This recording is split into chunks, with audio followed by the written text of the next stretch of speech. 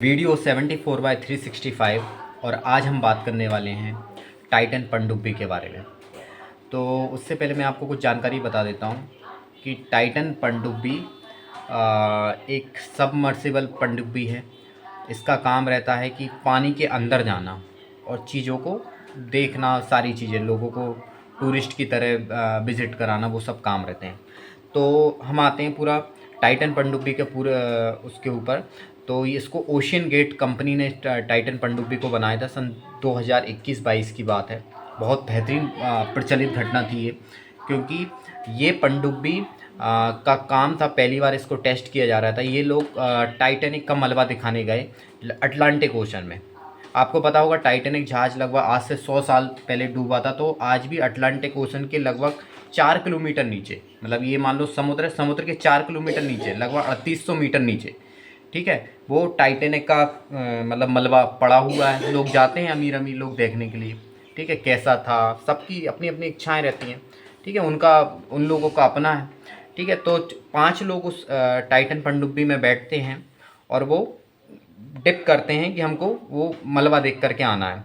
Ocean gate company इस तरह के जहाज़ बनाती रहती थी, तो ये पहली बार टेस्ट हो रहा था।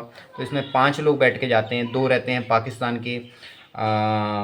पाकिस्तान के बहुत बिजनेसमैन के, एक पिता रहते हैं, एक बेटा रहता है, वो लोग और अमीर अमीर लोग रहते हैं उसमें। प्रत्येक मतलब कि पर व्यक्ति जिसका टिकट रहता है लगभग 2 करोड़ से ऊपर। ये पूरी घटना रहती है।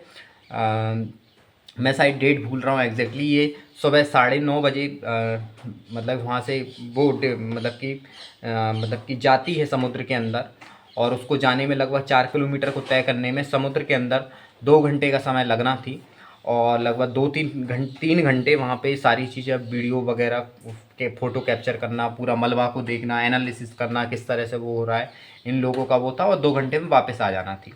ये पनडुब्बी की खास बात ये थी कि इसको मतलब कि आप यूट्यूब पे फ़ोटोज़ देखेंगे तो देखेंगे कि इसको बाहर से ही बंद किया जा सकता था, और इसके अंदर 96 आवर्स की ऑक्सीजन थी। ये रिमोट कंट्रोल से वो होती थी। ये लोग गए देखने के लिए, और वही सारी चीज़ थी उसके अंदर।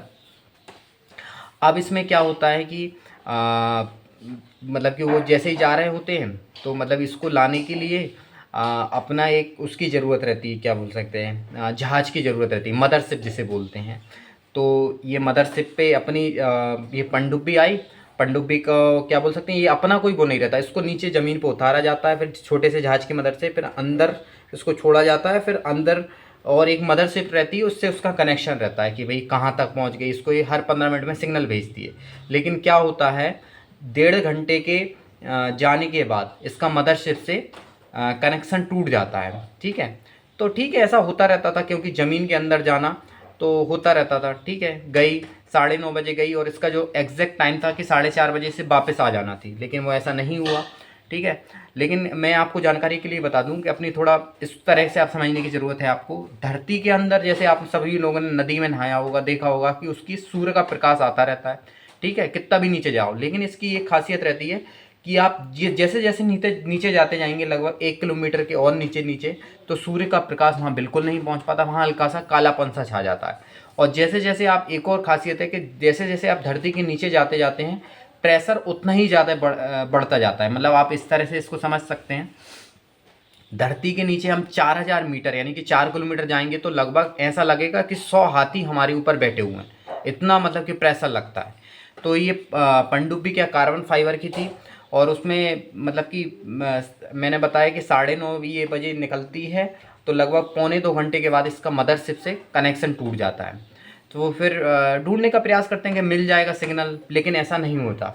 फिर लगभग 7:30 के आसपास ये लोग यूएस कोस्ट गार्ड को खबर करते हैं कि हमारा मदरशिप से कनेक्शन टूट गया। तो वह हेलीकॉप्टर और अलग अलग तरह के ड्रोन यूज़ करे जाते हैं कि इसका पता करे जाएँ, है कि नहीं। क्योंकि इसकी खासियत ये थी पनडुब्बी को, इसको इनका मतलब ये लोग बाहर आ भी जाते तो एक लोग गेट को बाहर से नहीं खोल पाते, ठीक है। तो ये लोग हेलीकॉप्टर हर तरह का मतलब रिसर्च ऑपरेशन इसका चला। तो बाद में ये ड्रोन की मदद से देखा गया कि उसके कुछ